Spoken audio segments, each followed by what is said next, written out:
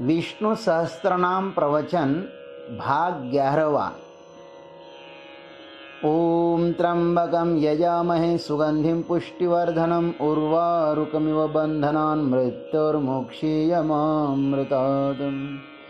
सदाशिवसमारम्भान् शङ्कराचार्यमध्यमाम् अस्मदाचार्यपर्यन्तां वन्दे गुरुपरम्पराम्।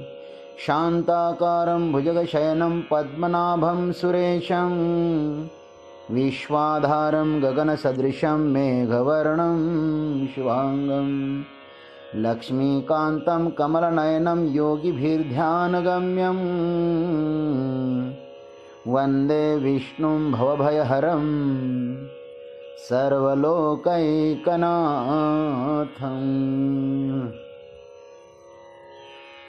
अब द्वितीय प्रश्न, एकम परायणम अपि किम वा। इस लोक में एक ही परमाश्रय स्थान कौन है?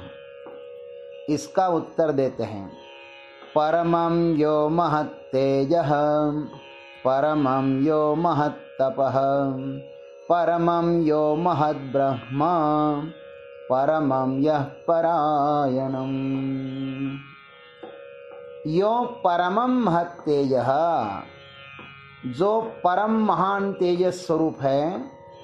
यो परमं महत् तपः, जो परम महान तपः स्वरूप है।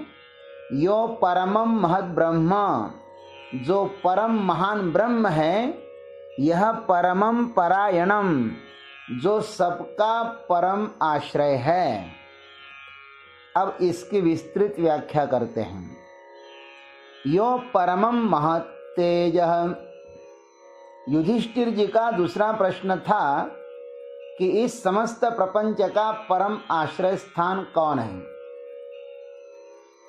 प्रपंच का आश्रय स्थान प्रपंच से किस प्रकार विलक्षण है, इस विषय में श्रुतियां कहती हैं, जो परम महान सबको प्रकाशित करने वाला चैतन्य प्रकाश स्वरूप है, वह कैसा है? येन सूर्यस्तपति तेजसेद्धः।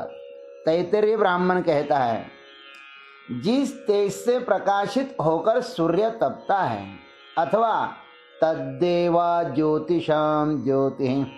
बृहदारण्यक उपनिषद कहता है, उसे देवगण ज्योतियों की ज्योति कहते हैं। मुंडक उपनिषद कहता है, न तत्र सूर्यो भाति न चंद्र तारकम। उसे न सूर्य प्रकाशित कर सकता है और न चंद्रमा भी प्रकाशित कर सकता है। और गीता जी में भी ऐसा ही कहा है, यदादित्यगतम तेजः। सूर्य आदि में भी जो तेज है सो मेरा ही है। इसका अभिप्राय यही है कि परमात्मा महान तेजस स्वरूप है। अब वह यो परमं महत्तपः, अब कहते हैं कि वह परमात्मा परम महान तपस्वरूप भी है। यहाँ पर तप का अर्थ है आज्ञा देने वाला, शासन करने वाला। उसका ऐश्वर्य भी अपरिमित है, इसलिए वह महान है। बृहदारण्यक श्रुति ने कहा है कि य इमं च लोकं परमं च लोकं सर्वाणि च भूतानि यो अंतरो यमयति। जो इस लोक को, परलोक को तथा समस्त प्राणियों को उनके भीतर स्थित रहकर अंतर्यामी रूप से शासित करता है, ये इसका अर्थ है। इसी प्रकार तैत्तिरीय उपनिषद में भी कहा है कि भीषास्माद् वातः पवते भीषो देति सूर्यः भीषादस्मादग्निश्चेन्द्रश्च मृत्युर्धावति पंचमः। इसी के भय से वायु चलता है, सूर्य उदित होता है, और इसी के भय से अग्नि, इंद्र और पांचवा मृत्यु दौड़ता है। इस परमात्मा को महान इसलिए कहते हैं कि तस्यैश्वर्यम् अनवच्छिन्नमिति महत्वम।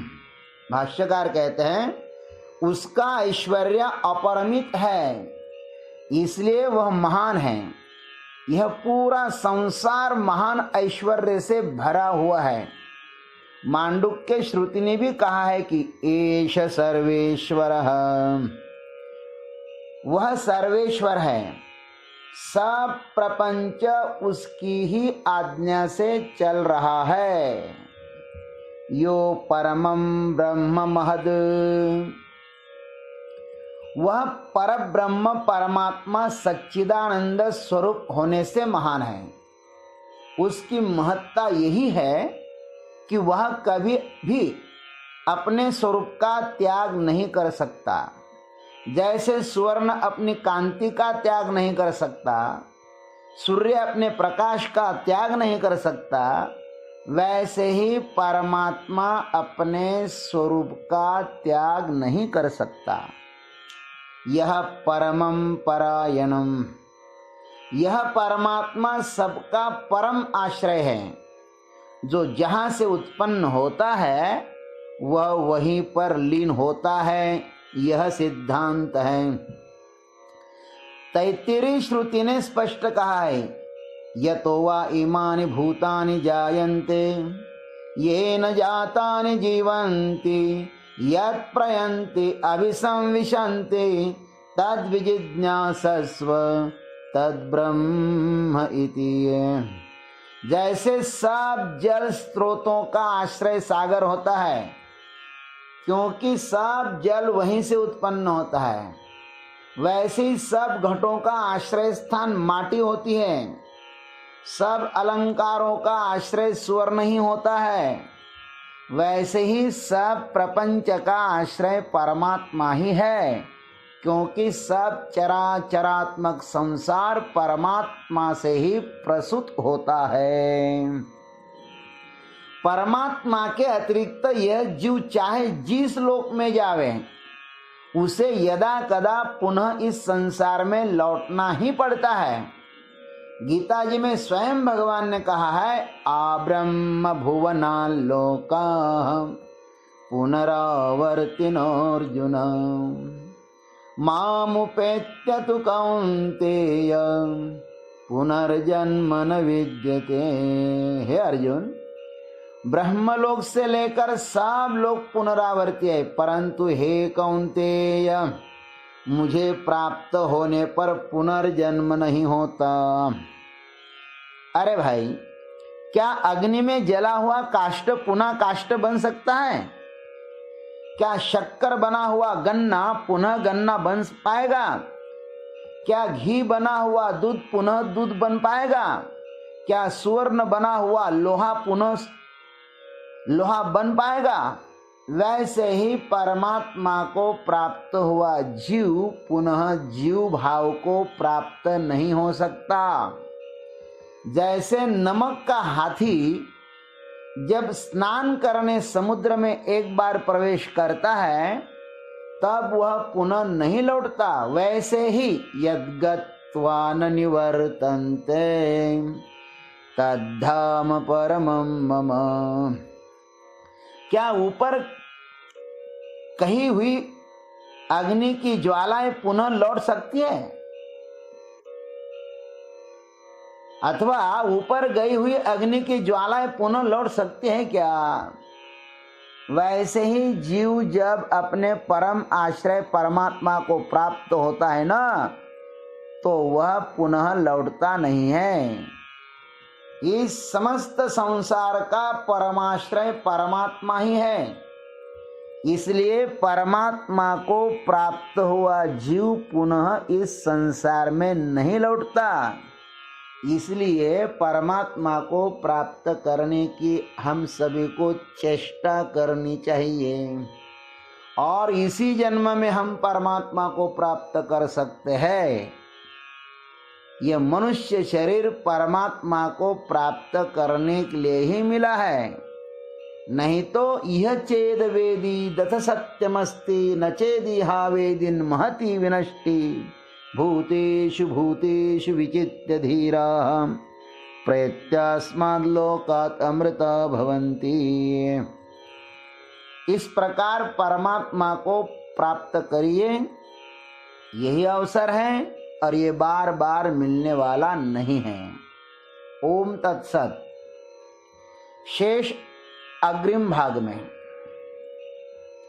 आप सभी प्रिय भाई और बहनों को मेरा विनम्र निवेदन है कि आप इस YouTube चैनल को लाइक और सब्सक्राइब जरूर करें और बेल आइकॉन जरूर दबाएं, जिससे कि इस ब्रह्म विद्या का अधिकाधिक भक्त लोग लाभ उठाएंगे। मेरे पूज्य गुरुदेव स्वामी चिन्मयानंद जी महाराज, स्वामी पुरुषोत्तमानंद जी महाराज, स्वामी तेजोमयानंद जी महाराज एवं मेरे प्रिय गुरुजी स्वामी सुबोधानंद जी महाराज, इनके पावन सानिध्य में मुझको जो भी दिव्य ज्ञान मिला है मैं उसे आप सभी में बांटना चाहता हूं, क्योंकि आप सभी का सच्चा हित इसी ब्रह्म विद्या में ही है। ऋते ज्ञानात्म मुक्ति ही ज्ञानादेव तु कैवल्यम, ऐसा श्रुति का उद्घोष है। हरि ओम तत्सत। जय जय महाकाल।